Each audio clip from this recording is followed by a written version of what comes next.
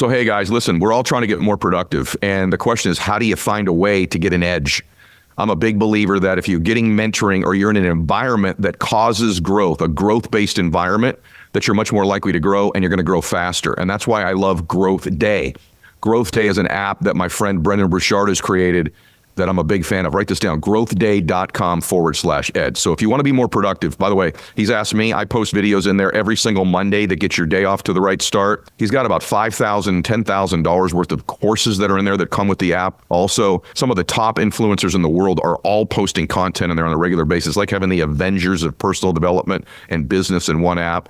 And I'm honored that he asked me to be a part of it as well and contribute on a weekly basis, and I do. So go over there and get signed up. You're going to get a free, tuition-free voucher to go to an event with Brendan and myself and a bunch of other influencers as well. So you get a free event out of it also. So go to growthday.com/ed. That's growthday.com/ed. I really think that the major problem with the standard American diet and at the root cause of all of the modern ills that we're seeing burdening society, from obesity, overweight, the increasing rates of cardiovascular disease, autoimmunity, really stem back to our overconsumption of ultra-processed foods. Yeah. Because so many people yo-yo, right? They gain weight, they lose weight, they gain weight, they lose weight. Because to lose weight, they're not doing something that's sustainable. Yeah. So you just got to find something that you can do long-term, and that works for you. I'm pretty convinced that supplements should be used very diligently and deliberately. But I just don't think that you need to if you're eating a diet that is supplying the raw materials for your body's own glutathione synthesis. I'm really excited to share all this stuff with everyone. Really stupid thing to start out with. My stomach's growling. And you're like, I'm going to tell you why your stomach's growling. There's a mechanism in there. So there is. So why is my stomach growling? What does it mean? It's super interesting. Oftentimes when our stomach growls, we think it's because we're hungry, right? And in part, it's probably time for us to eat when our stomach gives us that indication. But the reason why the stomach is growling, it's owed to a system in our GI tract called the migrating motor complex. Okay. And the migrating motor complex, it's like this completely underappreciated mechanism that gets going after about 90 minutes of not eating.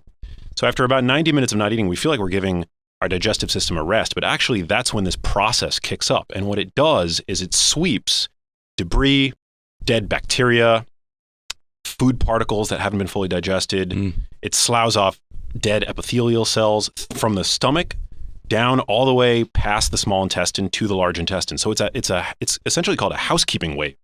Okay. It can help prevent SIBO, which is small intestinal bacterial overgrowth, which a lot of people suffer from. So people that have like GI issues when they eat, they'll have like from otherwise benign foods, feelings like indigestion, gas, bloating, stuff like that. Mm-hmm. It's because we are constantly subverting this housekeeping wave, which is so essential to our digestive well-being by eating constantly throughout the day. So the fact that your stomach is growling means that your housekeeping wave is functioning, cleaning the small intestine and keeping your digestive system healthy, essentially. Eating throughout the day. So before we get into the book, by the way, what's great about the book is that it's not only the nutritional guide, but you also like rank things too on like the terminology that you use is like okay, good, best, better, right? Better, right? Like, and I like that as well because it kind of gives a rank. I love to rank things. I'm always doing that with my friends, like 1 to 10, how much do you like this guy? 1 to 10, how good was that song? So you rank things in the book, but I want to ask you first, like a really basic thing overall. If you walked into my kitchen or an average person's kitchen right now, before we get into detailed stuff, what would you tell them to throw? What would you probably go look for and throw out of their kitchen immediately? Is there something in there?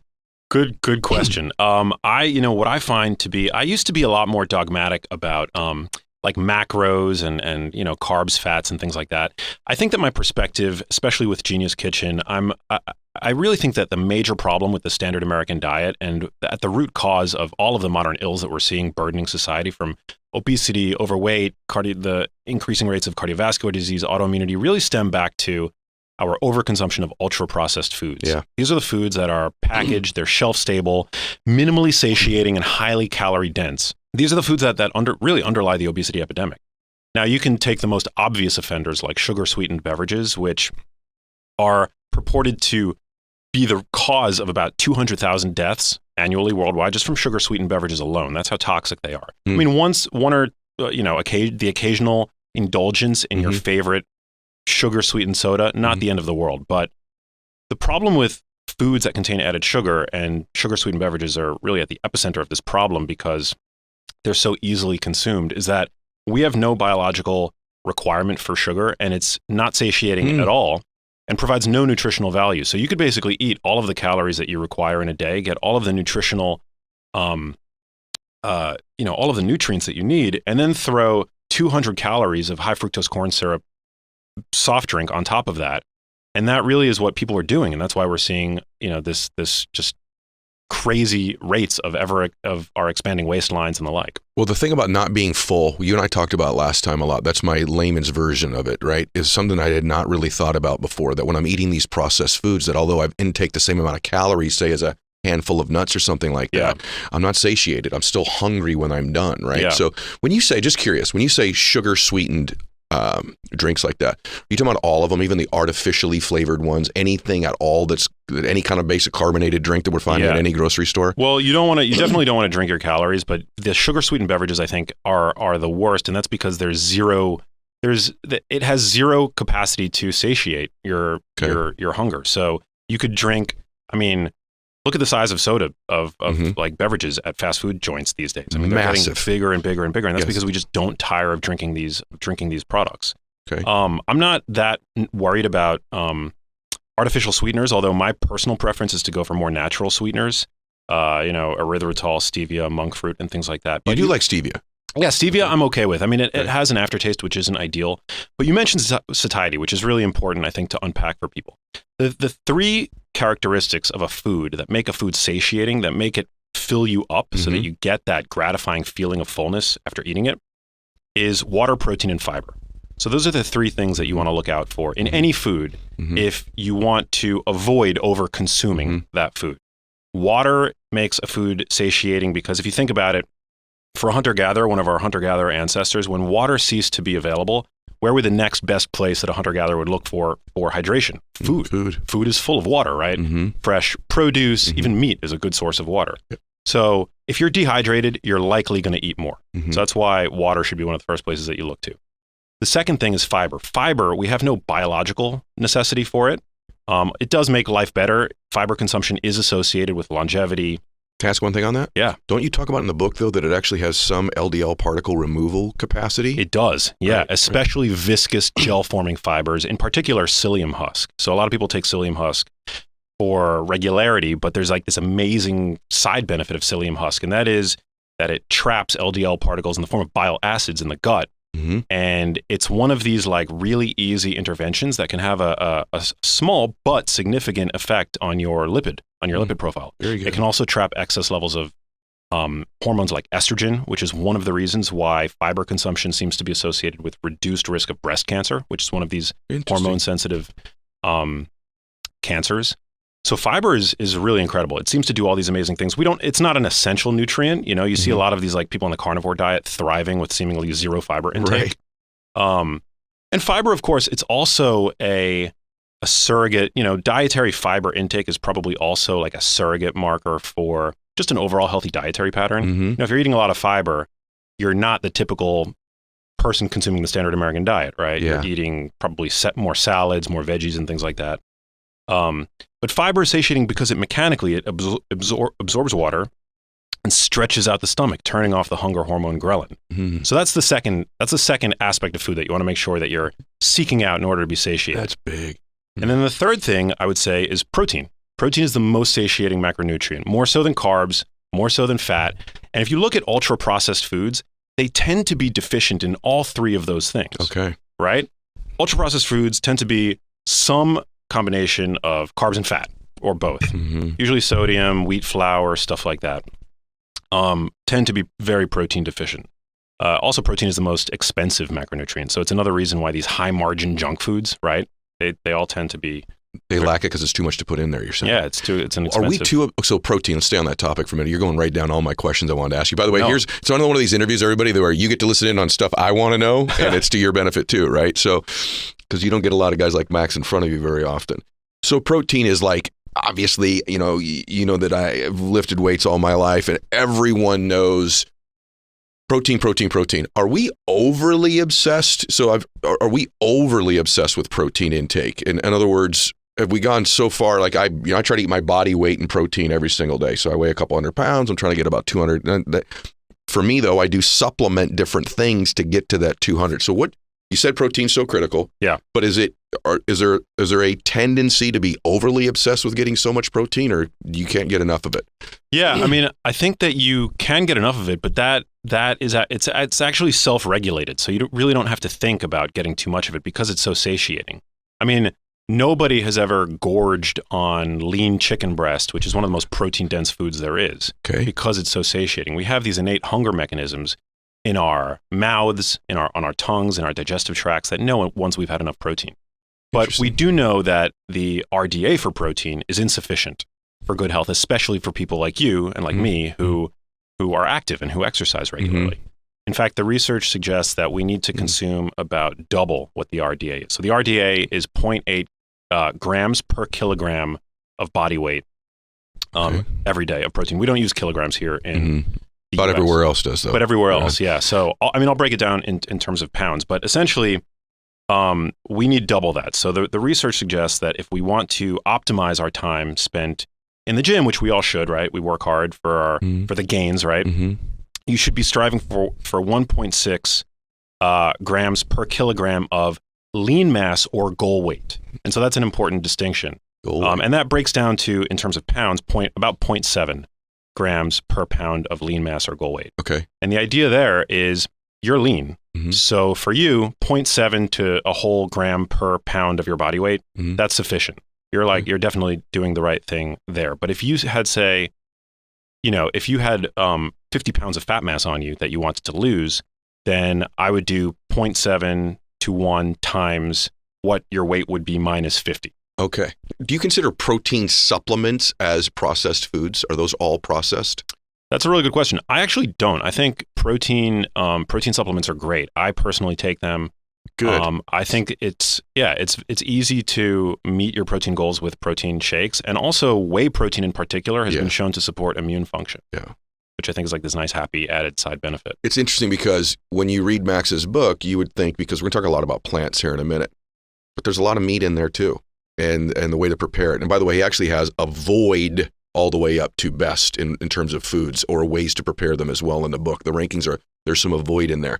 So I'm learning about sulforaphane. Did I say that correctly? Yeah, sulforaphane. Okay, so talk to us about like having these defense mechanisms in our bodies that we need as well. So go plants and sulforaphane a little bit. Tell us a little bit about that. Yeah, absolutely. So plants, like animals, they don't appreciate necessarily being eaten, right? Plants have an innate drive to survive as well, but plants can't fight off predators. So what they do is they become chemists, and they create compounds this is fascinating right here. Yeah, they create anti-feedant compounds, basically, that would make smaller animals, mice, insects, even fungus, that serve as toxins to those smaller organisms. This is fascinating. Yeah, and we can see this actually by sulforaphane is a perfect illustration of this, because sulforaphane, even though it's one of the most powerful putative cancer fighters, neuroprotectant, cardioprotective compounds in cruciferous vegetables like broccoli, cauliflower, and Brussels sprouts, sulforaphane isn't actually in those plants until the cells of the plants get crushed and chewed up. You're kidding me. Yeah. Okay. You won't find, if you take a raw piece of broccoli, there's no sulforaphane in it. There are two compounds. Wow. One is called glucoraphanin and the other is called myrosinase. You don't have to remember this, but these are two compounds held in completely different cellular compartments. And when they unite, which only happens when you chew on the plant. That's incredible. When a critter chews on the plant, you create this sulforaphane compound, which is essentially a pesticide. It's a toxin. It's a toxin. It's a toxic pesticide that the plant creates itself. Gosh, that's amazing. To protect itself from predation. But the reason why these compounds are beneficial in us, we're much more robust than a mouse or an insect, right? Yeah. And for many toxins, it's like the dose makes the poison. Okay. For an insect, the dose of sulforaphane that they may be getting is going to be a much higher and more toxic dose relative to its body size. Okay. In us, eating sulforaphane, especially at the dose ingested when we chew cruciferous vegetables, is so small, but it still has a protective effect. And this protective effect is owed to a mechanism called hormesis. Yep. And hormesis is basically the term given to when small doses of a certain stressor, even a certain toxin, actually helps to facilitate robustness in the organism. And it's the mechanism by which exercise works. Humans in general. Right? Yeah, right. humans in general. The way we develop grit. Right. I mean, you talk about this on your podcast all the time. Yeah. And so we essentially get this form of, we ingest and we derive this form of chemical stress from compounds like sulforaphane, polyphenols. The plant kingdom is just like loaded with these compounds. Bro, that blows my way. So you all know you should eat more plants, right? Or veggies rather, but in this case. Are you hearing this? How much nature has constructed this to our benefit? That's mind-blowing that it only materializes when chewed, when they're combined, and then they have this benefit. By the way, hormesis, I had David Sinclair on the show, who's like, I think you know Dr. Sinclair from Harvard, but he's like the #1 longevity dude in the world. And the whole philosophy of his work is based on the concept of hormesis. Yeah. When you do cold plunges or exercise or things like that in the body, you're saying there's a mechanism that strives inside our own bodies when these toxins kick in. Absolutely. That's mind-blowing. It beautifully illustrates, I think, the symbiosis of all living things in the sense that you take a plant that's been stressed. Unreal. Right? And it imparts, it develops a vigor, right? Like a stressed plant, like a wild plant. It's got to be scrappy, right? Like out there in the world. And when you eat it, it imparts that vigor unto you. It's like this beautiful circle of life. That's bananas to me, no pun intended. You said fungus earlier. There's this big thing in the book on fungi, right? Like, yeah. So I don't like the taste of like mushrooms and stuff like that. So, that's okay. So talk to us a little bit about fungi and why it's good stuff. Yeah. Well, first of all, there are lots of different mushrooms and they all have different flavors. I probably haven't sampled very many. Have you tried lion's mane? Have you ever had fresh lion's mane? No. So a lot of people are talking about lion's mane these days because you can find it in various supplements, but now you're starting to see fresh lion's mane pop up at different supermarkets. Okay. And it has the taste and texture of fresh crab. I'm not even kidding you. It's really delicious. Okay. I will try that then. Yeah.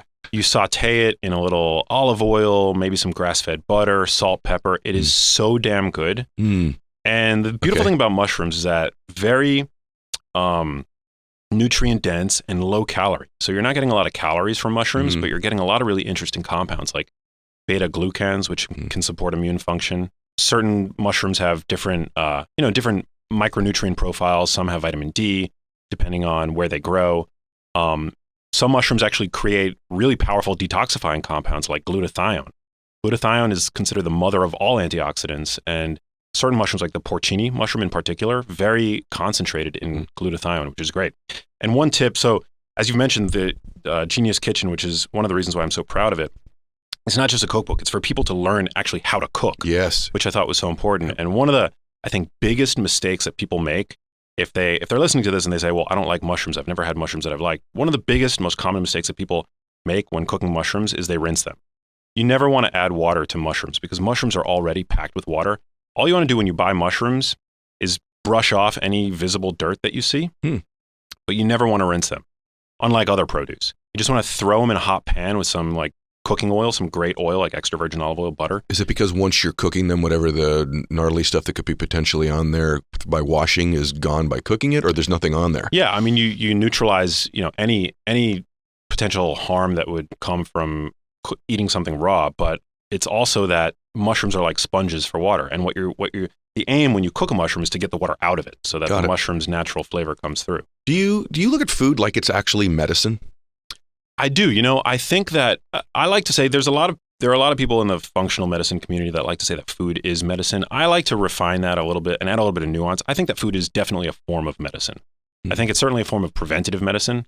It can be used to help prevent conditions like obesity, overweight, type 2 diabetes. That's uncontrovertible fact at this point. Do I think that it can treat every disease? Not necessarily. I'm not anti-medicine or anything like that. I think that actual medicine has a place, but I think that food also has a place. And I think that we need to not be so dichotomous in our thinking, I think that there's a place for both. So I think that food is medicine. I think exercise is medicine. I think sleep is medicine. I think hydration is medicine. Yeah, I don't understand why more people aren't conscious of this topic. So there's all this stuff now on supplementation. Everyone's on different supplements, right? And this is why I'm so excited about your book and you. Working out, everyone kind of knows you're supposed to do it now. Everyone's heard a podcast on meditation. I think most people know they should drink more water. But for some reason, food itself is really still an under-discussed topic, like in general. And for me, one of the things from your work is like, I already ate a lot of meat. Like I've added so much more, so many more vegetables, green vegetables to my diet than I had before after you and I talked for the first time. And one of the things that's really improved for me is my digestion. What don't most people know or understand about digestion that they should in their lives? Such a good question. Well, I think most people don't realize that digestion begins before you take your first bite. It begins actually, there's called the cephalic phase of digestion. So digestion begins when you're observing the food that you're about to eat and smelling the food. One of the reasons why I think it's so important for people to be seated and to relax and to take a deep breath and to just calm their nervous systems before they begin their meal, because our stomachs begin to pump out hydrochloric acid, protein digesting enzymes like pepsin, all before we even take that first bite. Did not know that. By biting and chewing slowly is crucially important. So we already talked about sulforaphane.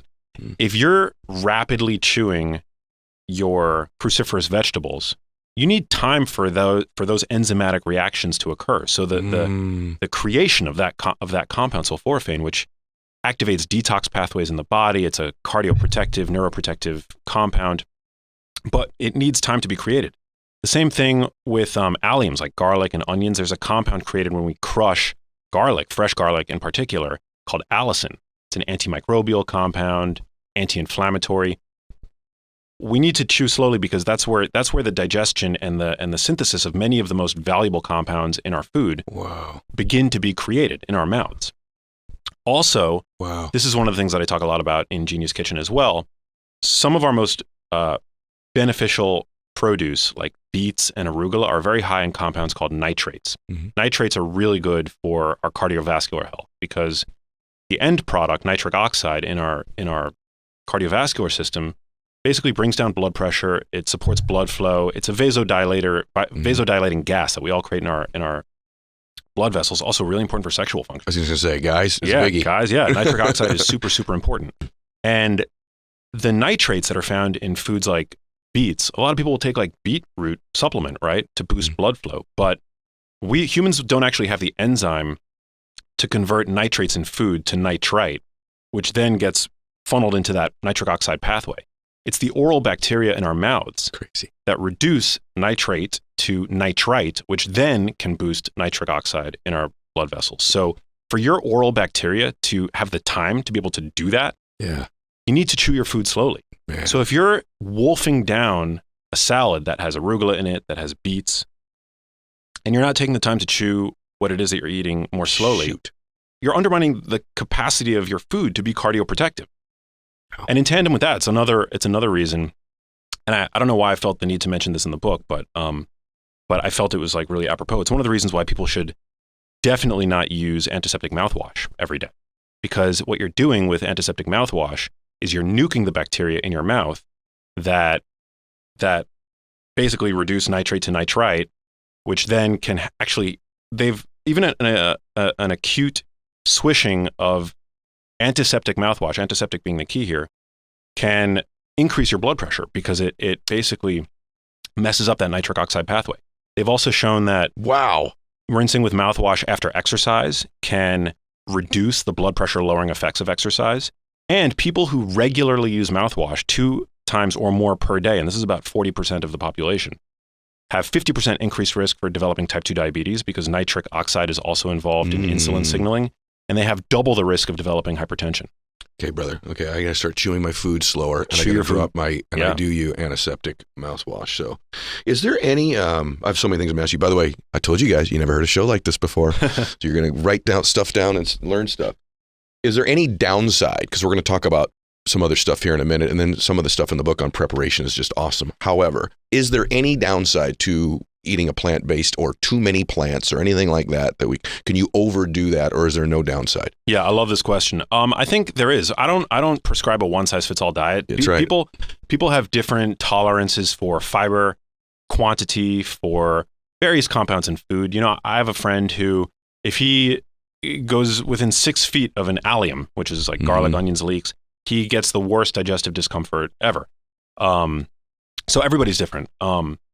And I also think that there's this push, especially from the vegan community, to just eat as much fiber as possible. Yes. We know that fiber is beneficial, but if you from one day to the next start eating, if you go from what is typical, which is 15 grams of fiber per day, which is pretty low, I'll admit, to the goal that some people espouse of being 150 grams a day of dietary fiber, you're just setting yourself up for constipation, for all kinds of digestive. I was going to ask you, do you need to drink more water if you're going to take in that kind of fiber? You just need to go slowly, and you need, because essentially what it is you need to cultivate the microbiome, essentially the gut microbiome, the gut flora, to be able to assimilate all of that fiber. Okay. Because fiber, I mean, the thing about fiber, we don't absorb it.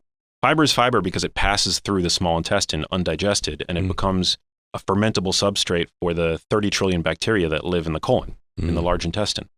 But you need to cultivate that bacterial community first. The bacteria of the person listening to this compared to somebody in the Hazda tribe, for example, or an Inuit, we all have these different, microbial constitutions. And some of that's like cultural and by it's over time it's materialized. This may seem basic, but this is true, correct? That's why if some guy from America goes to Mexico on vacation for a long time, the foods or the waters there affect their digestion differently than somebody who grew up there, correctly? Yeah.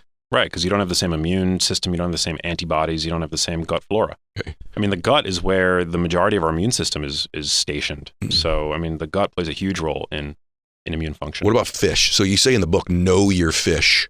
Know your fish. Yeah, what's the deal with that? Why? Well, fish is really important, especially from the standpoint of brain health, which is, my it's your go zone. Yeah, my number one passion. Fish is medicine when it comes to the brain. We have the most robust body of evidence that the compounds in fish, whether it's the omega-3 fatty acids, preformed, plug and play, ready to go for your brain, or protective antioxidants like astaxanthin, all really, really beneficial from a brain health standpoint. There have been studies that have shown us that 1 to 2 servings of fish per week can help prevent dementia in people genetically at risk for developing Alzheimer's disease. Prevent dementia 1 to 2 times a week. Is there a particular type of fish that you would recommend over another one? Yeah, I would definitely recommend the wild fatty fish. So salmon. Is a great option. Sardines also a good option. I mean, whenever they look at, this is how epidemiology works. They look at the population level and they say who's eating fish, who isn't. And the people who eat fish, regardless of what kind of fish it is, tend to do better. Right. So we can't be snobs about this, right? That's why in my book, actually, that's why I have good, better, best. Because to me, like, if all you're able to access is canned tuna, right? If that's all, if you live in a food desert and that's the only kind of fish that you have access to, that's still better than not eating fish. Okay. Ideally, you want, to opt more frequently for a fatty fish like salmon because it's going to be higher in those omega-3 fatty acids. And wild is preferred over farmed, but any kind of fish is beneficial from the standpoint of the brain. Fish is also great in minerals like selenium, like vitamin D. See, guys, I got to tell you, I did not eat almost any. And then, and actually, when you and I talked the first time and then reading the book, I'm like, I got to eat more salmon. I just don't make these choices. The other thing about the book, I think it separates it from anything else too, is actually the preparation parts of it.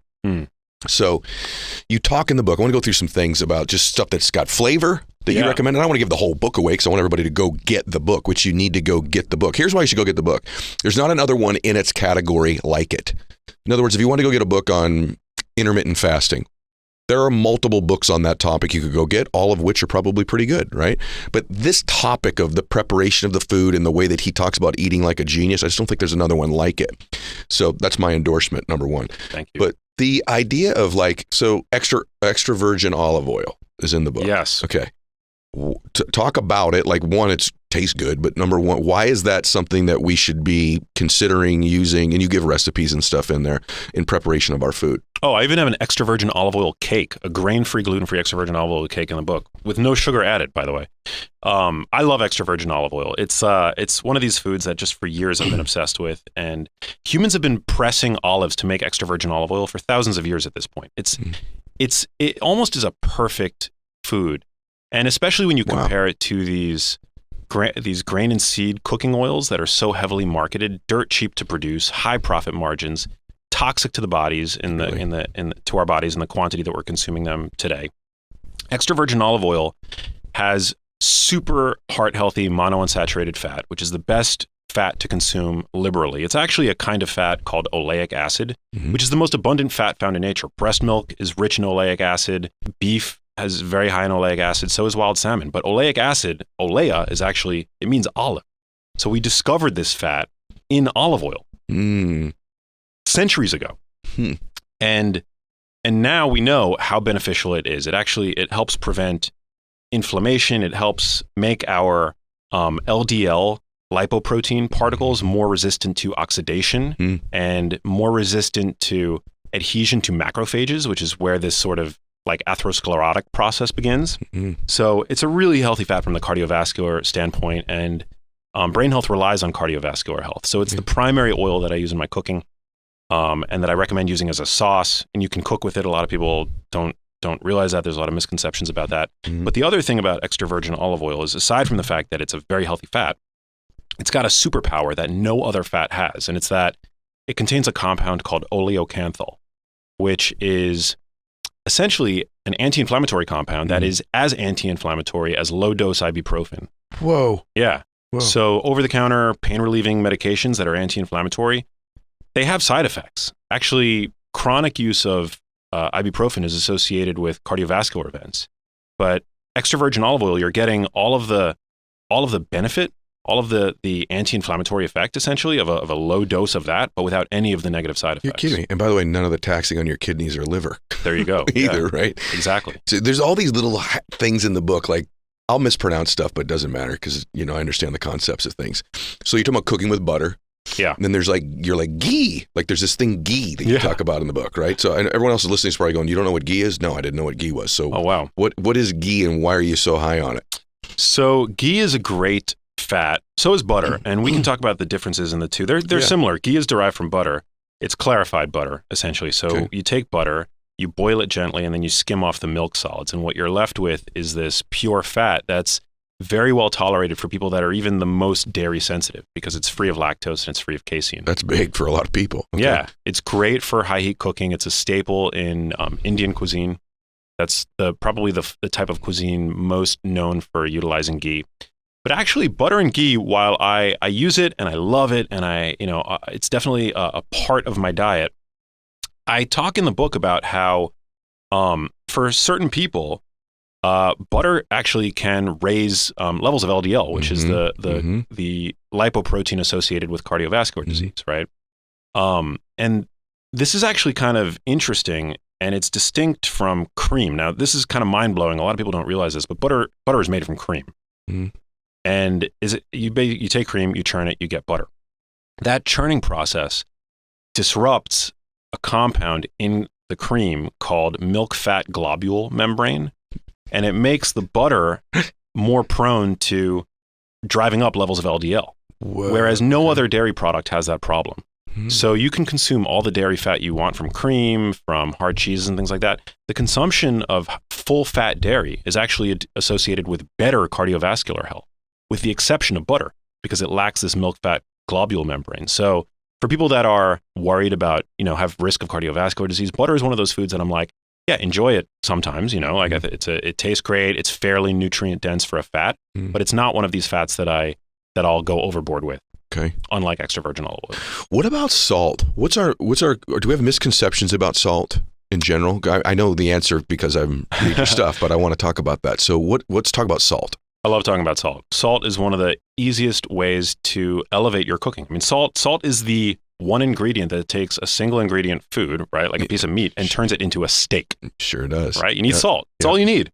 So I'm a huge fan of salt, and I think that blows my mind hearing you say that. Okay. Yeah. Well, not anymore, but without reading, it would have blown my mind. A piece of meat by itself is a missed opportunity, right? You got to add salt. And I think that we've been misguided when it comes to salt. A lot of, the nutrition orthodoxy will say, you got to limit your salt, cut out salt, stop adding salt to your food. But actually, only 11% of the salt that Americans ingest every day comes from home cooking and the salt that they add with their salt shakers.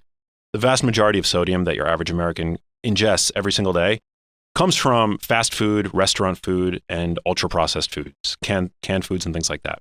So it's not the salt doing the damage, it's the fact that it's associated with those foods, or is it a different type of salt? No, it's the foods that it's the associated food attached to the salt. Associated foods, yeah. Okay. About 25% of the population are sensitive to sodium, so they're what are called salt-sensitive hypertensives, okay. And so that's still a minority, right? Okay. But about 25% of the population, if they eat a lot of salt, they'll see their blood pressure go up by 5% or more, and that statistic or that proportion is higher among people who have hypertension already. But for the vast majority of people, they can eat all the salt that they want, and not see their blood pressure go up. If sodium is an issue, though, and you are a salt sensitive, if you do find yourself sensitive to salt, I still wouldn't say don't salt your food. I would say cut out the packaged processed foods, the fast food, and you can continue, of course, to add salt to your food to make it palatable, because even the healthiest foods in the supermarket aren't going to be tasty unless you add salt to them. So by us telling people to stop adding salt to their foods, and by the way, the number one source of salt in the American diet, the number one, isn't canned food.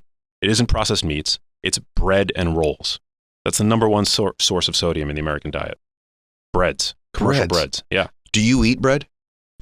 I really don't. Your face just said you didn't. Yeah. No, yeah. I don't eat bread. I eat bread. I'll eat bread like an almond flour based bread, because for me, nut consumption is associated with good health. Nuts are very, very nutrient dense. So if I can find like a good, like quote unquote paleo bread, I'll go to town on that. You will. And look, if I'm traveling and there's a really good like sourdough put in front of me, like I'll try that occasionally. But bread is not a staple in my diet. That was my next question. So obviously I want people to get the book because and by the way, you should be cooking more. You should be home cooking more. But let's say you're not tonight. So to your point, I was going to ask you that. So I'm going out to order. I'm in a restaurant because a lot of people eat out or are going to eat out inevitably. What's just a good guide when eating out to eat for our brains, to eat for our heart, to eat for our longevity, but yet still enjoy the meal? Do you have a guide you kind of give yourself when you do that? Yeah, I mean, and I want people to eat out. Like eating out is one of the great aspects of modern life, eating out with friends. I love to eat out. Now, you can't control every single variable when you're eating out, and you shouldn't try to, right? You don't know what kinds of oils they're going to use in the restaurant. Yeah. And so I think you need to give yourself a break, and you need to not try to control every variable. Control the controllables. And I think when going out to a restaurant, the things that I look for, I base my meal around a protein. So whether that's a piece of steak. Now, I try to eat when I'm home 100% grass-fed, grass-finished beef. When I'm out at a restaurant, I really appreciate if a restaurant offers that, but most restaurants don't, and so I don't drive myself crazy. I know that even a piece of grain-fed or grain-finished beef, which is the most commonly available kind of beef, like in a restaurant, is going to be a pristine source of protein. And if you order something like a filet mignon, right, it's going to be pricey, but a filet mignon is actually a lean piece of meat anyway. And so lean beef, it doesn't really matter what the cow's fed, to be honest, from a nutrition standpoint, because it's lean. What the cow eats dictates the nutritional quality of its fat. So if you're eating a lean piece of meat, like a filet, it actually doesn't matter what the cow's eating from a nutritional standpoint. So I'll try to get a piece of beef. If not that, I'll reach for some grilled salmon, which I know is probably going to be farmed, but it's all good. It's still a great source of omega-3s. Still a pristine source of protein. Chicken is great. White meat, dark meat, I mean, it doesn't really matter. White meat is going to be just leaner, and so it's going to contain less calories, more protein. And then I try to get vegetables. So sauteed vegetables, usually I steer away from, because the veggies in restaurants, when they're sauteed, they tend to be sauteed in cheap oils. Restaurant oil, like the vegetable oil or the canola oil or soybean or worse, or corn oil. So I'll try to get grilled veggies or steamed veggies if that's an option in the restaurant. And then you could always like sprinkle some salt or some lemon. You can ask for extra virgin olive oil. I love going to restaurants and asking if they can bring out flake salt, which is way better than the table shaker salt. Yes. I've done that too. Yeah. So, I mean, I think it's really easy to manipulate those variables in the restaurant. Focus on protein, order a piece of meat or fish or chicken or what have you. And then veggies, a side of veggies, a salad. Those are the meals that I get generally, and I find it pretty easy to do so. What makes a leader? It's a tough question, but one thing's for sure. A true leader leads by example, and a true leader takes risks too. They plunge into life with determination. For those who lead by example and who approach life with a palpable passion, there's the Range Rover Sport. Each Range Rover Sport model offers a dynamic, sophisticated take on sporting luxury. The Range Rover Sport offers focused on-road performance and world-renowned off-road capability with industry-leading features like adaptive off-road cruise control that monitors ground conditions and acclimates to the present terrain. Agility, control, and composure are achieved with dynamic air suspension, and adaptive dynamics reduces unwanted body movements to deliver smooth and composed handling. True sophistication and excellent maneuverability, all in a seriously stylish package. Sophisticated refinement meets visceral power in the Range Rover Sport, a new dimension of sporting luxury. Build your Range Rover Sport at LandRoverUSA.com. So I gotta be honest with you. Anything you see in my business life that forward faces the public, somehow Shopify has had their hand in and has been involved with now for about a decade. Shopify handles the entire interactive customer experience. They help track my metrics. By the way, at the register when people buy, they've upgraded for most people about 30% more buying at the point of contact at the end of sale. It's smooth, it's professional, it makes you look like a pro. Small businesses with 1 or 2 people up to businesses with thousands of employees all use Shopify for their checkout, their customer experience, and even marketing now. So you can do this as well. Upgrade your business and get the same checkout we use with Shopify. Sign up for your $1 per month trial period at shopify.com/Mylett. All lowercase. Go to shopify.com/Mylett to upgrade your selling today. Shopify.com/Mylett. All right, right before I came in here, you know what I did? I mixed my AG1s. I do my AG1s drink now 3 times a day because it energizes me, alkalizes my blood. I love AG1. Of all the products that have sponsored our show, the one I have used the most long-term, I would probably say is AG1. I love it. It's part of my wellness journey. It's increased my energy. It's helped me with my sleep. I got to be honest with you. It also has a calming sense in my body when I drink AG1. It's never too late to create a new healthy habit for 2025. So try AG1 for yourself. It's something I've actually been able to stay consistent with, and that's why I'm so excited to be partnering with AG1. And AG1 is offering new subscribers a free $76 gift when you sign up. You'll get a welcome kit, a bottle of D3K2, and 5 free travel packs in your first box. So make sure to check out drinkag1.com/EdMylett to get this offer. That's drinkag1.com/EdMylett to start your new year on a healthier note. So I'm going to ask you heart and brain. Yeah. I'm eating for my brain. Give me 1 or 2 foods, eat for your brain. Do this, people. And then here's 1 or 2 foods to avoid for your brain. All right. Love this. So I would say avocados are an amazing brain food. Mm-hmm. They have the highest concentration of fat-protecting antioxidants of any fruit or vegetable. And this is of particular relevance to the brain because the brain is made of fat. And not just any kind of fat, but like a really delicate, damage-prone category of fats called polyunsaturated fats. The brain is constructed of these fats. And so fat-soluble antioxidants are crucial to aging well, cognitively speaking. Avocado is a great source of potassium, which we know helps balance out the effect of sodium on our blood pressure. They're a rich source of carotenoids, which can boost visual processing speed, even in people who are young and healthy. Great source of fiber, very satiating. So avocados are an amazing brain food. I would say the second food, we've already talked about beef a little bit. We haven't yet really talked about eggs. I'm a huge fan of eggs. Good. I eat a lot of eggs. I'm glad to hear that. Eggs are great. Eggs, when you consider the fact that an egg yolk is packaged with everything that nature has deemed important to grow a brain, it literally is the ultimate cognitive multivitamin, an egg yolk. Okay. Yeah. Good. So I love egg yolks. And also, there was a study in older people that found that choline consumption was associated with slashed risk of developing dementia by 30%, which is, there's no drug on the market that we could say, here, take this. 30%, yeah. Risk of dementia by 30%. But choline is a really important molecule. It serves as the backbone to acetylcholine, which is a neurotransmitter that's important for learning and memory. Eggs are the number one source of dietary choline. You get, I think, like 150 milligrams in just one single egg yolk, which is amazing. Okay, avoid food for the brain. Processed food, anything beyond that? I would say definitely the grain and seed oils. canola oil, corn oil, soybean oil. We know that these fats integrate themselves into our adipose tissue.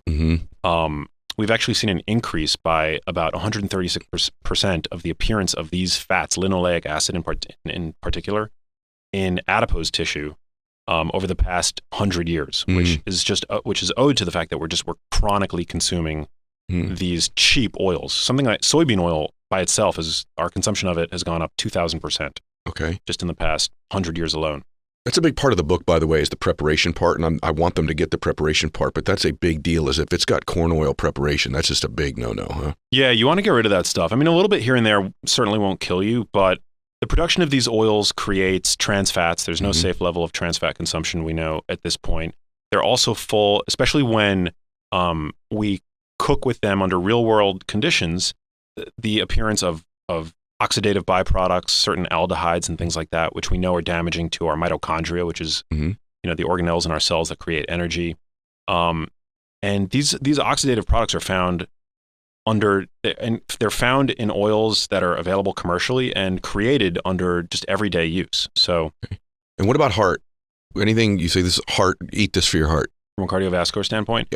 Yeah, I mean, extra virgin olive oil, I think, really important. Fish, wild fatty fish is great from a cardiovascular standpoint. Exercise is important. It's not food, but, it's... And I think the fiber part is heart related too. If you are really truly, if it does have some LDL reduction capacity in any way, any of the particles, then fiber's a big deal. Yeah, it does. I mean, basically what happens is you release bile acids to help break down fats in the gut.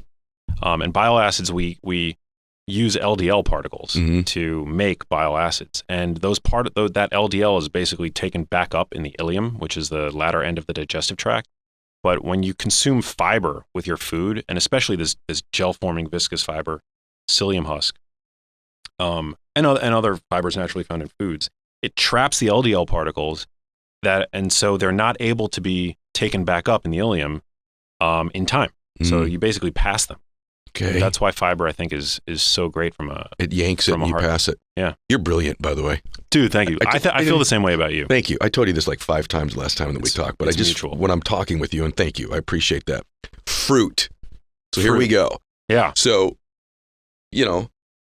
I get my info from different people. And so I'm curious because I have some friends of mine that say, listen, fruit's like ingesting sugar in the body. The body doesn't know the difference. I'm going to ask you whether this is true or not. The body doesn't know the difference, so you're going to get some sort of insulin reaction to it. Then you're going to get more inflammation. And so fruit equals yeast and equals inflammation. I have other friends who say, no, fruit's got all this nutritional benefit to it. It's also got some water benefit to it in many cases. And so I eat a ton of fruit. So where do you stand on those two ends of the spectrum?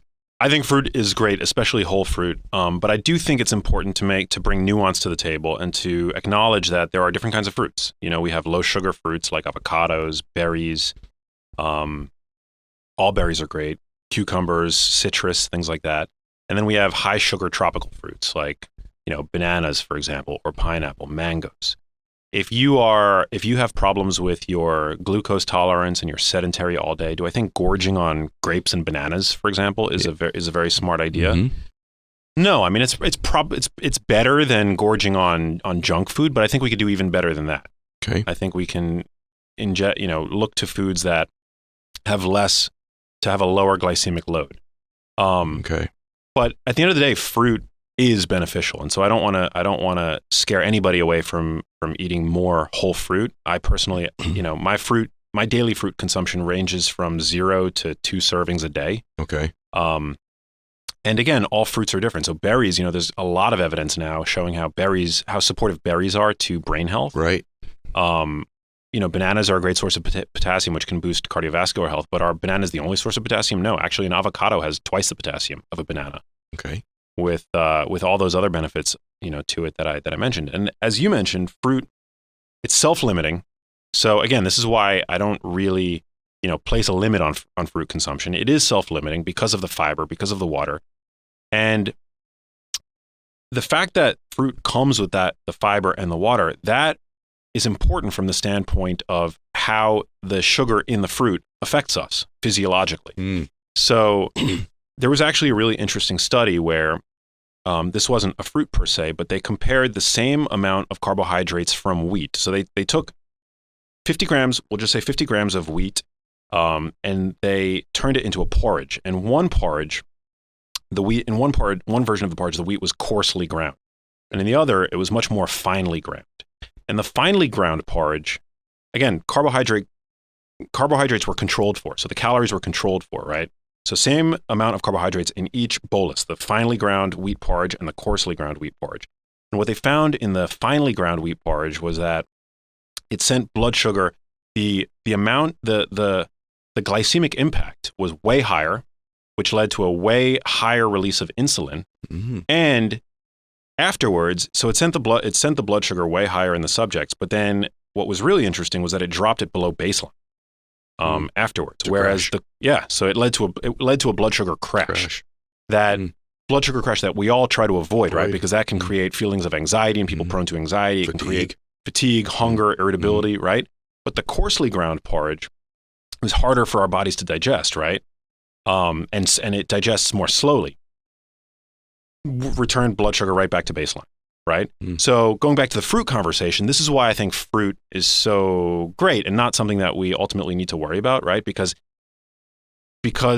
it's not like we're just juicing the fruit and consuming that sugar. It has this whole food matrix of fiber and water, and it leads to a very slow infusion of sugar. Whereas, you can take the same amount of sugar found in an apple and drink it, and you're not going to have the same effect. You're probably going to see a blood sugar crash. That's one of my favorite things we've talked about so far right there, because that's a definitive example of the difference of that and just ingesting typical sugar on its own. Yeah. Which is sort of one of the arguments against fruit. I'm not advocating fruit any more or less than you are. I wouldn't advocate anything because it's not my background. But what about just eating less? So I want you to address a couple different things. By the way, I really appreciate you going so deep because this is really valuable to me. I care about these folks that are my family listening to this and watching this and their well-being. I want them to live happier, stronger, more energized lives. And you really help people do that, bro. So what about less? And when I say less, I mean less often, meaning how do you feel about, feeding windows? My cardiologist doesn't like to call it intermittent fasting. She likes to call them feeding windows. Actually, David Sinclair did as well. And then just portion size in general.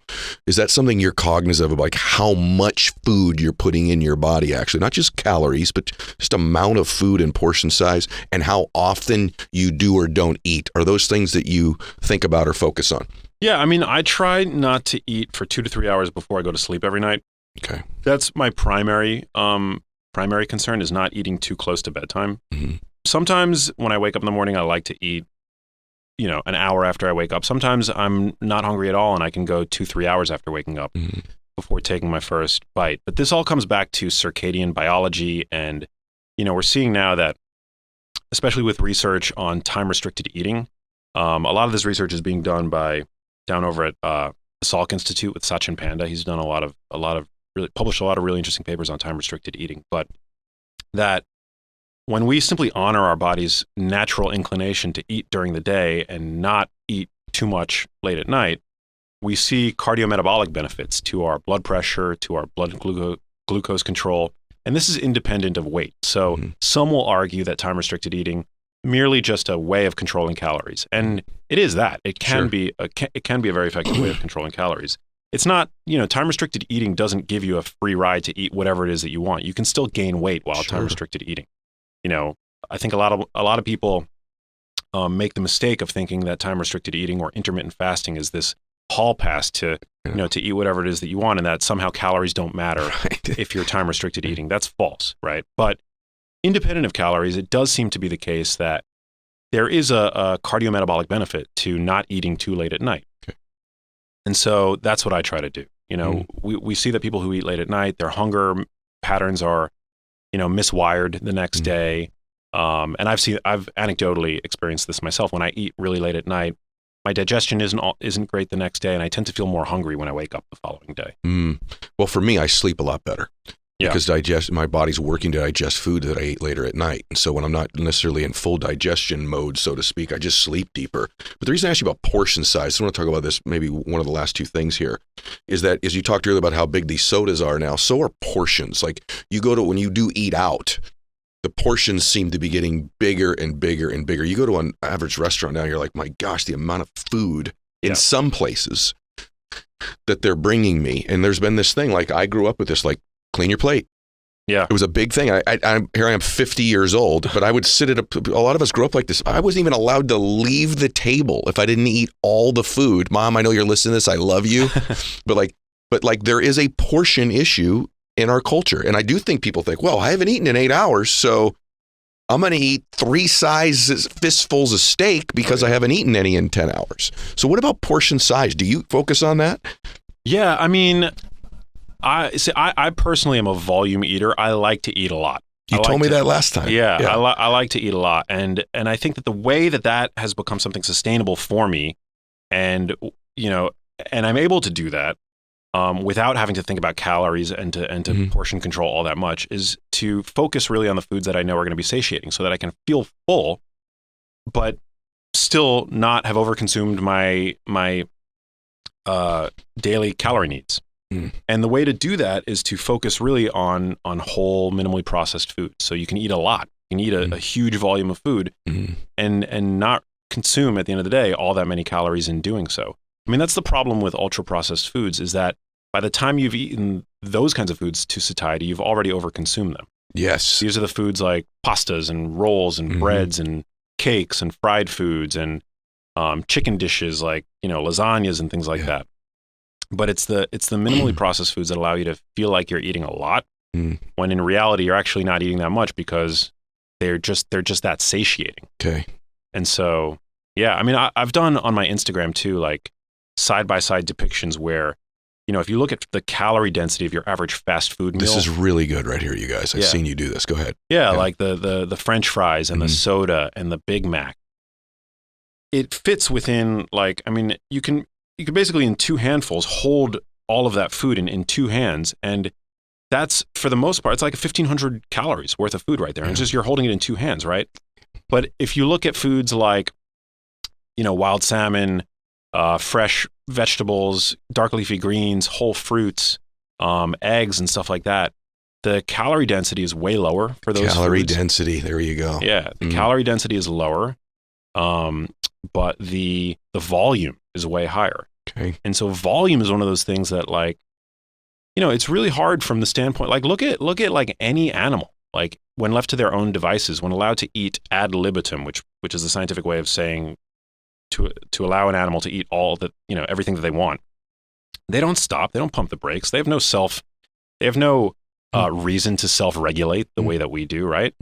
But when an animal is eating its biologically appropriate diet, it knows when to stop naturally, right? An animal's MO isn't to eat itself to a state of type 2 diabetes and obesity, right? Very true. So I think that the reason why so many of us struggle with overeating is because of it's the food environment. It's not that there's anything wrong with us. I think a lot of people feel like there's like a moral failure, right? When they can't regulate their appetites, when they just find themselves eating too much chronically. But it's the foods, it's the ultra-processed junk foods. And it's not even junk foods. It's food, it's fast food, it's sugar-sweetened beverages. And it's not even just food, to be honest. It's our lifestyles. When you are underslept, the next day you're inclined to eat 400 more calories than if you were well slept. So it's all these factors. Yeah. All these factors come into play. And so, yeah, I think that like moderating and trying to like shrink your portion size is one of the reasons why diets fail again and again, because you can't just shrink your portion size and expect that to be a sustainable thing for you. People want to be able to eat and feel full. By the way, that what you just said, but for those of you that have some guilt about not eating healthy, ask yourself about your satiation level when you're eating, right? I'm just going through things you've said today. The amount of fiber intake so that you're feeling more full, also your water intake so that you're feeling more full, and just give yourself a break about that. Maybe it's not the amount of food you're eating, but the types of foods you're eating so that you feel fuller sooner. The other little thing I thought about, I'd eat fast. I eat too fast. You said this earlier. It's one of my takeaways for our conversation today. So one, I'm losing the benefit of some of that combination of circumstances that causes these healthy toxins in my body when I'm eating, but also the fact that it's not even giving myself time to signal the fact that I'm full. Yeah. Oftentimes I do everything fast. I talk fast. I drive fast. I walk fast. And I think sometimes our personality dictates even the way we eat.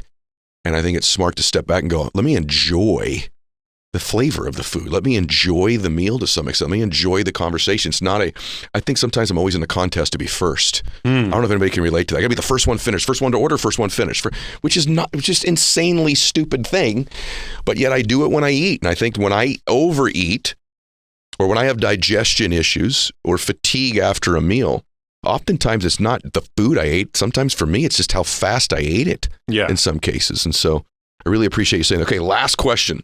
Oh, man. Well, there's so many more. I've got 3,000 more questions I wanted to get to, but the depth of your answers are so awesome, bro. I love talking to you. I love talking to you, and I want to keep doing it. By the way, guys, I just say this about Max. There's not someone else like him.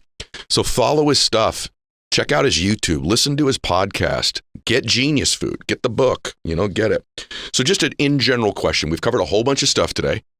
We missed something. We missed a lot of things. But if someone's listening, they go, you know what, man? I'm going to start to pay more attention to how I'm eating, what I'm eating, how I'm eating.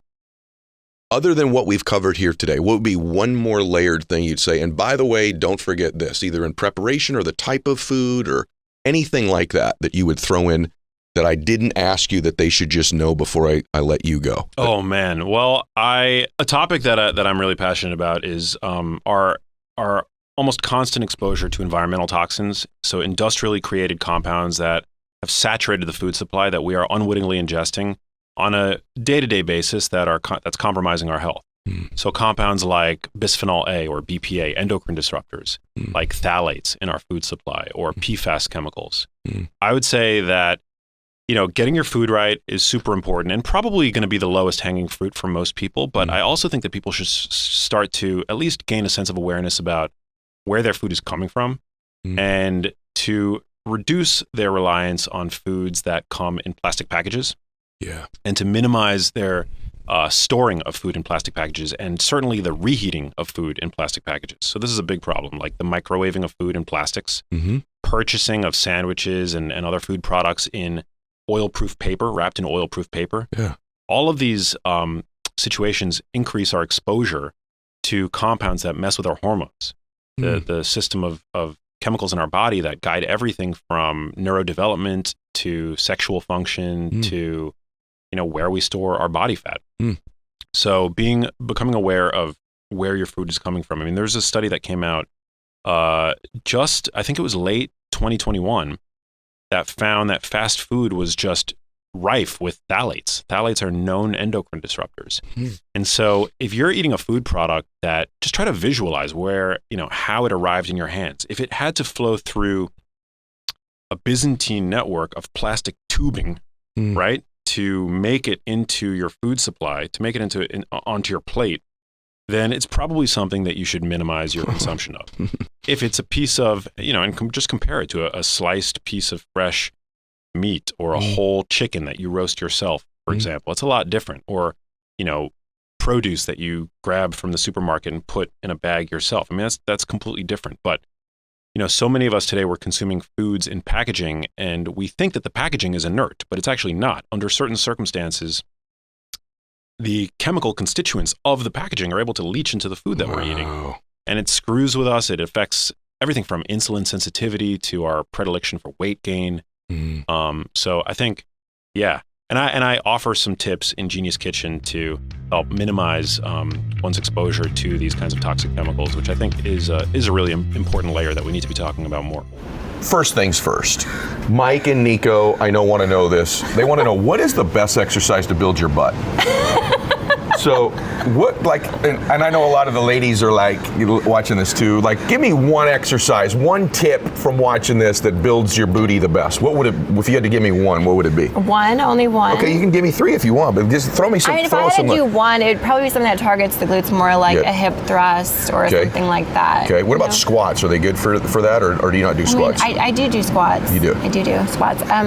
Yes, I do squats. But it's not the best to target your glutes, but it's a great lower body exercise. I mean, actually all over, but. So give me one more. What's one more great booty building exercise? I mean, I don't want to say like stuff that's gonna like for guys because like. I was kidding for that. It's really a question for the ladies. I was gonna say, they look like they have good glutes, yeah. so I don't know. I'm not going there, and I totally disagree. Probably something like the Bulgarian split squat would be a really good one. So if you're gonna want to build your glutes, the hip thrusters and the Bulgarian split squat. And they can Google what that is if they don't know what that is now. Yeah, or you can show them after this. We'll show. I'll do you some Bulgarian split squats.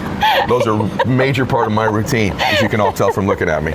So in all seriousness though, about your fitness routine, you can look like this and not be a complete crazy person about your diet. So I was watching something where you were talking about there was a stage of your life where like your diet and your cardio was just cray-cray, right? Yeah. So talk about what that was like, because if you're really going to compete in a show, there is this level. People ask me, like at my age, like, why don't you try to go? I don't want to diet like that. No. I just don't. Like I like wine and things other than chicken. Like sometimes. So like you recommend what diet-wise for people, and even in your own case, you're shredded. You're very, obviously crazy fit, but you also you don't do cardio 9 days a week and for 3 hours. And so take them a little bit through what you do and what you would recommend or you think is at least passable. Of course. So I used to be super 100%, like I said, I'm a 100% in, 100% out type of person. So I used to eat like 10 foods.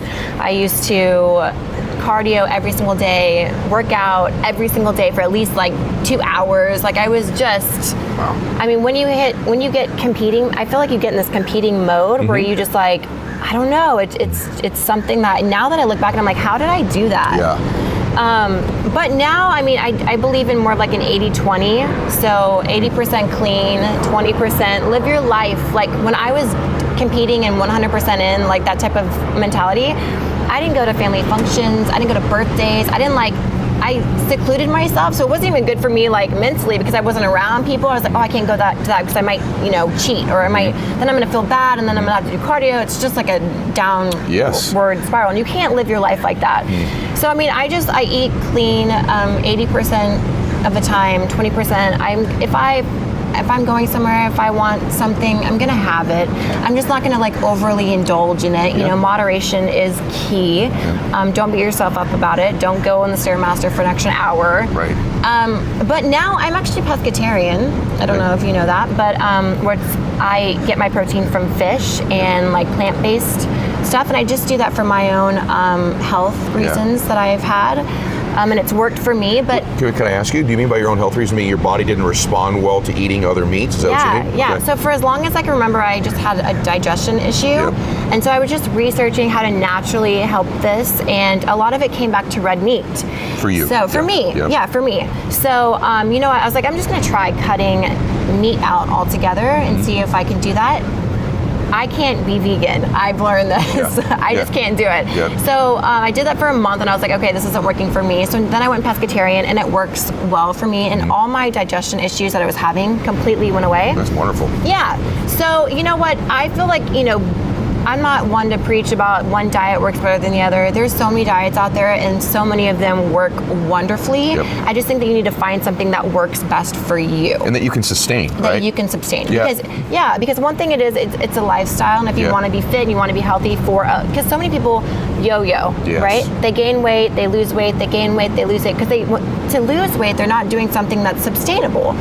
So you just got to find something that you can do long term, and that works for you. I'm huge on that too, Paige. Like I love meeting super fit people who go, hey, I'm also like not a robot. Yes. Like I eat a cake once a year. I do something. I eat a little spaghetti, right? Definitely. Because I want people that, some of you listen to this are competing and want to compete, and that's different. Now you're asparagus, chicken, and some tilapia, and that's it, right? That's going to be your deal. That's great. I was telling him when we were off camera that competing is one of the. I'm so glad I did that. You know what I mean? Really, it's everyone should do a show. You just kind of like test your like inner. You know what I mean? Like strength that you have. So I'm not saying anything bad about competing, because I competed and you guys are amazing. Same here. But for me, it's not a sustainable lifestyle for me. Isn't it cool though for people watching this that one of the fittest women that is on the circling planet right now is telling you, hey, I have some fun with my food too, Yeah. right? Like, what a great thing to know. Now, for an average person watching this, what would you tell them about doing their cardio? You know, I like HIIT cardio best if you're trying to really tone up. What does that mean? Just high intense interval training, but so you're not doing this like rigorous 1 hour of cardio. Yeah. You're doing, 20 to 30 minute HIIT cardio. Yeah, me too. Yeah. By the way, so if you don't know that, you can Google interval training, because for me, cardio is something I want to get over with. Yeah. Unfortunately, that's just me. It's not for all of you. And so if I can get the best bang for my buck, so to speak, it's interval training. So I'm exactly the same way. And for me, I heard you talking about one time before this change, you had moved from doing cardio like 2 hours, 6 days a week to like a couple days a week is what you were basically doing, right? Yeah, and I was doing that.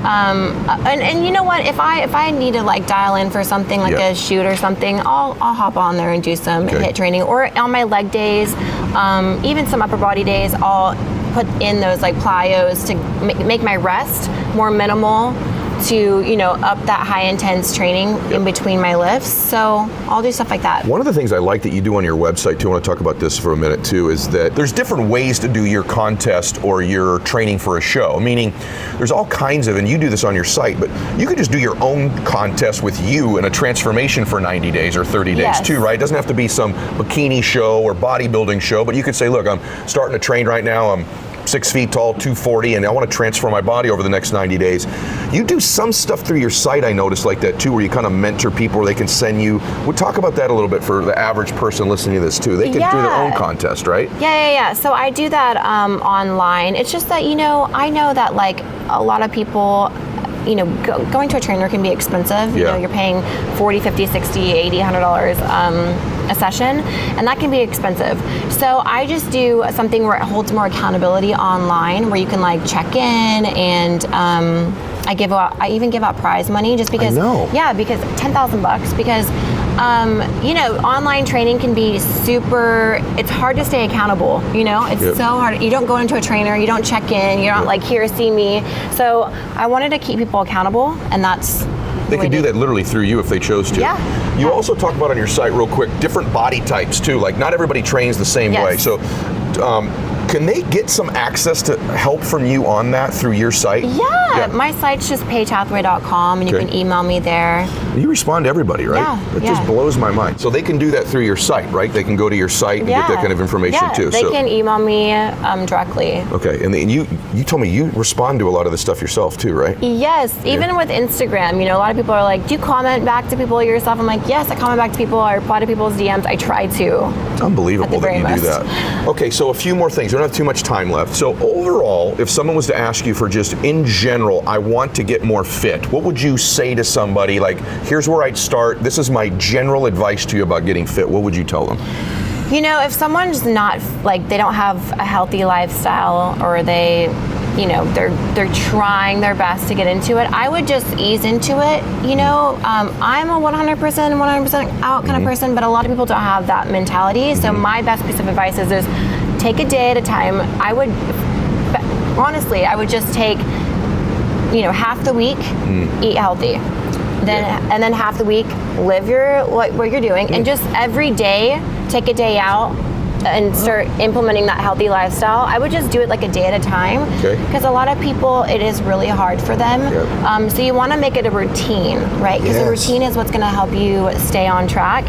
And a lot of people can't do the cold turkey, type of thing. So I would just take it a day at a time. Start with 1 day, start with 2 days, start with 3 days, and then make it a lifestyle. Well, I agree 1,000,000%. I'm not as fit as you, but I 100% agree that has to be something you're going to maintain. It's so sad for me when I'm in the gym in January and it's packed with all these people with their hopes and ambitions and New Year's resolutions, and then by like February 1st, it's back to the same people again. Where is everyone? Everyone's gone because what they started to do wasn't sustainable.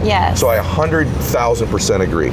My family's prone to both. So there's dementia in my family and there's heart disease in my family. And so, these things matter to me. But when it comes to I cut you off there. I apologize. I didn't know you were going to keep going. But is that also true in the brain? Do plaques accumulate in the brain as well, in the vascular areas of the brain, or is that the neck, or how's it impact the brain?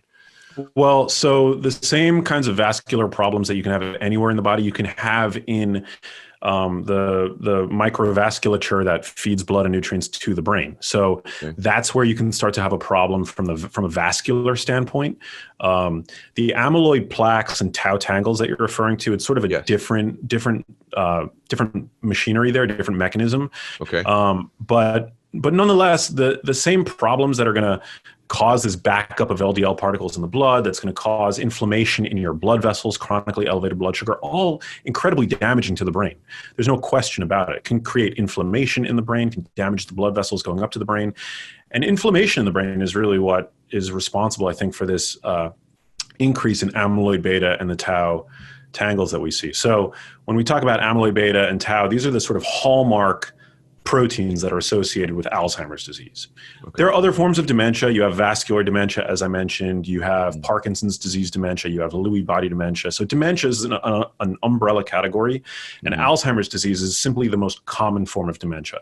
And so because it's the most common form of dementia, that's why there's all this research money that goes into it. And so amyloid is most closely associated with Alzheimer's disease. But we all generate amyloid in our brains. It tends to increase as we get older. And for a long time, amyloid was thought of as sort of the analogy that, what cholesterol is to heart disease, amyloid was to Alzheimer's disease. So that analogy works really well. But the same way that we now know that cholesterol is not necessarily the villain in cardiovascular disease, it's sort of like, it's this molecule that's there at the scene of the crime, certainly, but it's not necessarily the causal player. At least in the early stages.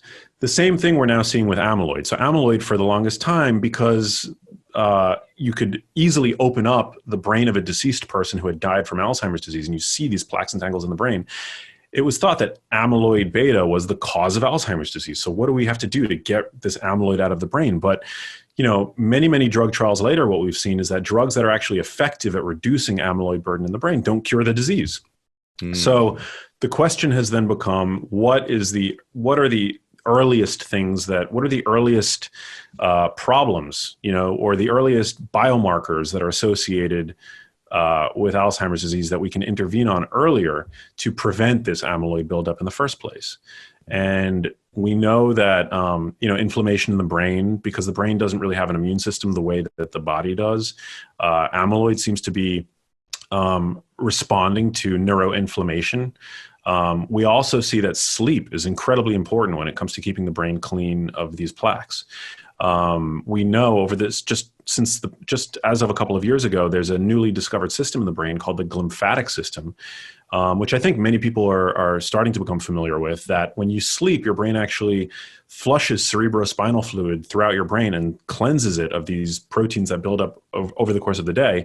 And the thinking is, the more of the protein that there is lingering in your brain, the higher the odds that it can basically clump and form the plaques and tangles that we associate with Alzheimer's disease. So that's where sleep really comes into play as well. Okay, I'm glad you went there. So now we're going to shift into thank you, by the way. I'm glad we're going to shift into some practical stuff. So practical thing number one, you need to sleep a bunch. It's healthy for your brain. You don't need to understand why. It just is. That's number one. Number two, I want to talk at length, well, in some detail about, you went there earlier, and I'm glad we're going to go there. We're going to talk about what we put in our mouths now. And you said processed foods versus, really healthy, raw, real foods, real meats, real greens, what have you.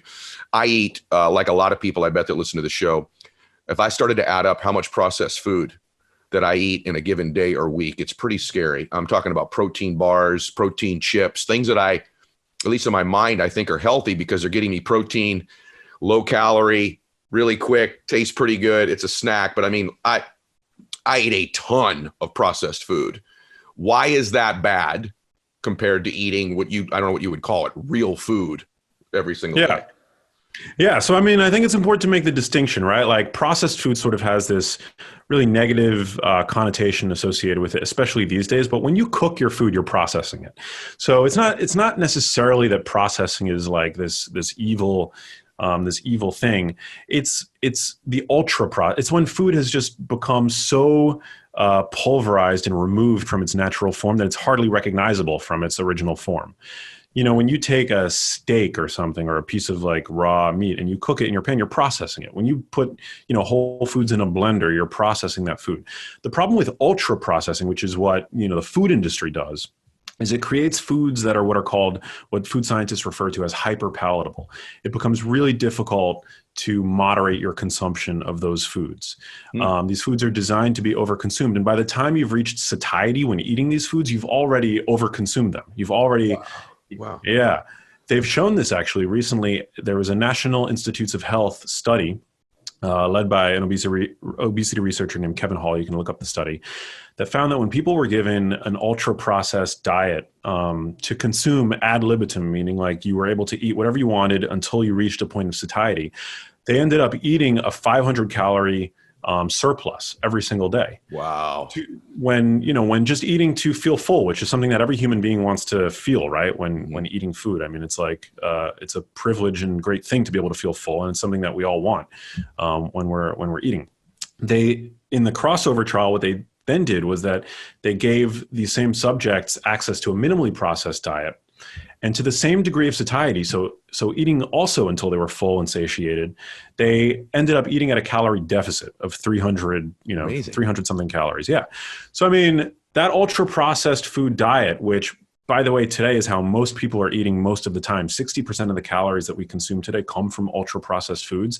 That right there explains the obesity epidemic.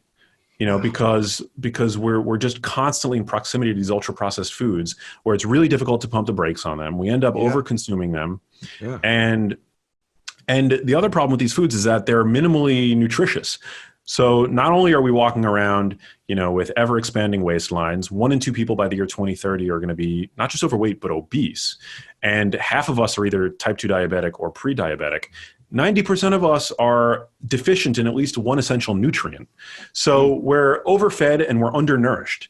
And when you put those two features together, that's why you're seeing accelerated aging. You're seeing, I think, just unprecedented rates of cardiovascular disease, of, certain cancers, and of dementia. I mean, because the brain partakes in, whatever's going awry in the body, the brain suffers the consequences of that as well. And these ultra processed foods, is there an ingredient or two that must be avoided? Like, hey, this is really toxic and bad for your body when we're looking at the list of ingredients in something, chemicals in there? Is there one or two that are just no-nos? Well, I love that you asked that question. Really, really getting practical. I think that the kinds of ingredients you really want to watch out for are refined grains. So that's one, and refined grain and seed oils. So refined grains, the wheat flour, the rice flour, the corn flour. I mean, I'm not dogmatic in my approach. Eating a piece of whole corn on the cob is one of my favorite things to eat in the summer. I eat white rice on my sushi. Like, I'm not dogmatic about grains are the devil or anything like that. Mm-hmm. But in these ultra processed foods, I think refined grains really are problematic. I'll give you another reason why, actually, just because it's interesting. When you eat, say you eat a handful of whole nuts, right? Mm-hmm. And you look at the calories in, on the back of the nut package or whatever, and you see we'll just say it's 500 calories worth of whole nuts. You're actually only absorbing about 70% of those calories, because when you chew whole nuts, the particles are too big to be fully digested. It's a whole food. You actually end up pooping out a significant amount of those calories. Wow. When you eat pulverized wheat, corn, rice flour in these ultra processed foods, you're absorbing 100% of those calories. Not only that. So, I mean, a calorie is not really a calorie when it comes to the nutrition facts labels. Not only that, but those calories get absorbed really rapidly and really high up in the small intestine. So it basically sends your blood sugar through the roof before your body really even has an ability to, you're still eating while your body is like, what do we do with this sudden, influx of sugar, essentially. So I think it's important to avoid foods that are based predominantly on those kinds of grains. Very, very interesting. So a couple of things on going in our mouths again. I've heard you talk about baby broccoli or broccoli sprouts. And this is like, some people think this is splitting hairs, but it's not. I don't understand, is it like sulfatine or the NRF2 pathways, whatever the heck it is, but I know a little bit, right? Why is baby broccoli or broccoli sprouts way better than like broccoli in particular? Why eat that? That's a good question. So when you chew broccoli sprouts or any cruciferous vegetable, you basically break apart the cell walls where two chemicals that are kept in isolation in the plants unite in your mouth to create a new compound. And that compound, in the case of cruciferous vegetables, is called sulforaphane. And sulforaphane. Sulforaphane. Yeah. Okay. Yeah, it's considered an insect, like an insecticide, a natural insecticide that plants create, right? Because plants can't, tooth and nail their way out of being eaten, right? So what they do is they practice chemical warfare. And so they create these compounds that if you were a smaller critter, maybe an insect, a mouse, a mold, the compound would make you sick. And so, when a mouse gnaws on these plants, it creates these compounds. Sulforaphane is just one of them, but there's, the plant kingdom is just full of these like natural defense chemicals. What we see is that sulforaphane in somebody like you or me, a big, robust organism, actually has a number of beneficial and protective effects via a mechanism called hormesis. So hormesis is when you consume a plant compound, and if you were to consume a lot of it, it would be toxic, but in small doses it actually has a beneficial effect, sort of like a counterintuitive beneficial effect, because here we have this toxic chemical, but in small doses it's actually good for you. The same thing actually applies to exercise. You could exercise enough where it would kill you, right? It's a stressor on the body, but in small doses exercise actually makes you more robust, more resilient. We can sing the praises about exercise for hours. But sulforaphane is great because it's been shown to increase levels of a compound in the body called glutathione, which is it's the body's master detoxifier, master antioxidant. It's being studied now as a means of, its cancer protective effects. It's also been suggested in a small clinical trial, I believe, to reduce symptoms of autism. So for anybody that has that in the family, I think it's worth looking into. It's just one of the many benefits of eating a varied diet that includes cruciferous vegetables. Okay. Glutathione. I love glutathione. So I can't explain this. I'd like you to explain it to me. So I haven't done it in a while just because of COVID, but with all my traveling and I get depleted, I do IV therapy, even just sometime to get hydrated. I'll take IV hydration. One, I'd like your opinion on that. Actually, two, what's your opinion on that? Am I just peeing it all out or does it help? But here's what I know. When they put glutathione in my IV, something amazing happens to my body. There's a calming effect. I can feel that. I feel B12 when they put it in, you get all wired. The other stuff I don't really feel. For some reason, glutathione, I can feel better actually when it's in my body. So do you recommend someone supplements with it? Why is that happening, or am I crazy? And what do you feel about IV therapy? Yeah, I don't really recommend, I don't make the recommendation that people supplement with glutathione. I mean, I have I take sometimes liposomal glutathione supplements, but I'm pretty convinced that, supplements should be used very diligently and deliberately, based on your diet and your specific, deficiencies and, even in some cases genes. But no, I generally don't recommend that people, supplement with it. I just don't think that you need to if you're eating a diet that is supplying the raw materials for your body's own glutathione synthesis. So sulfur containing amino acids is very important. Grass-fed beef, eggs, things like that. Anything with sulfur in it is actually going to be really good for you. Sulfur is a rate limiting, element in the synthesis of glutathione. And so when you consume, for example, cysteine-rich, foods, you're going to basically be supplying that. Also glycine. Glycine is really important. So it's one of the reasons why I think collagen is worth consuming. And collagen is actually a supplement that I think is worth looking into because we don't tend to eat a lot of collagenous tissues at this point. Can you stay on that? You don't think that you break down those supplements in your stomach and you're never getting any benefit to taking something like, I've had other people tell me, hey, you're taking a collagen supplement, you're not getting any of it. It's destroyed before it gets to you. Yeah, you do break it down. So it's not a one-to-one. It's not like you consume collagen and it becomes collagen in your joints. Yeah. But you are increasing your supply of glycine, which we don't consume enough of. Your average person consumes about 2 grams of glycine every single day. Okay. And you create in your body another 2 grams of glycine. And, and that is why glycine is actually not considered an essential amino acid, because we create it to some degree. But I don't think that we create enough for optimal health, especially today when we consume lots of muscle meat. And the reason for that is, so there have been research calculations that speculate that we need about 15 grams of, it depends on, your weight and what you're eating, but about 15 grams of glycine a day. And that our needs for glycine increase with higher consumption of another amino acid, methionine, which is more present in muscle meat. And we use glycine to create collagen. So by not consuming adequate glycine, again, we only ingest about 2 grams of it every single day. You might be actually limiting your body's ability to create collagen. And collagen is super important. I mean, it's important for, it's like the most abundant protein in the body, and and production of it declines as we get older. It's important for the health of your veins, your arteries.